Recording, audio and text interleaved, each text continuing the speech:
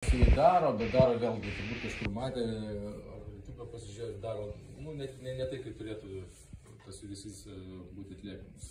Aišku, pirmiausia, ne kiekvienam žmogui atliksi, jeigu problema su pečiu yra, šito judesio negalima daryti.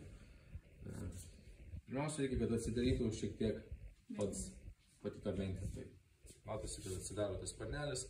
Reiškia, galit patikrinti, ar iš vis jums išeis taip atlikti. Matosi, mentė juda laisvai, galima pakišti kelią.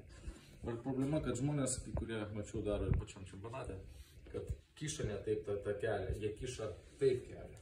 Ir tada ne visada patogu, nes tada remsis šitas snapinė tauga, mentės snapinė tauga, gali remtis į jūsų kelią ir gali būti nemalonu. Aš padarysiu taip, ne? Dabar padarysiu, kaip turėtų būti. Iš tikrųjų, turime iš šonų pasukti koją šonu. Ne taip, bet va taip. Ir gaunasi minkštai.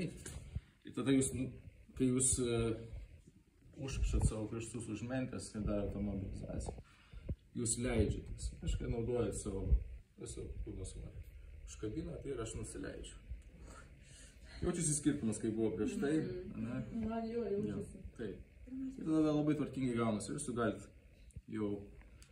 Dabar net nesuprantu, kad net atrodo nesuprantu, kur tas pasišė. Nes jūs, matot, ant šlaunies, ant minkštos vietos. Kai jeigu aš to kampo nepadarau, tada kietai gaunasi. Tada nėra malonu. Tai va čia dažniausiai klaidas daro. Ir va čia jūs galit atitraukti. Čia reikia savo svorį reguliuoti, reikia leistis kelią savo lenkti.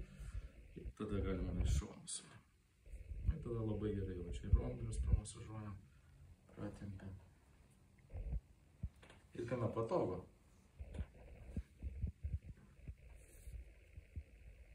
Taip, ir tada ištraukiat koją, nuleidžiat. Viską.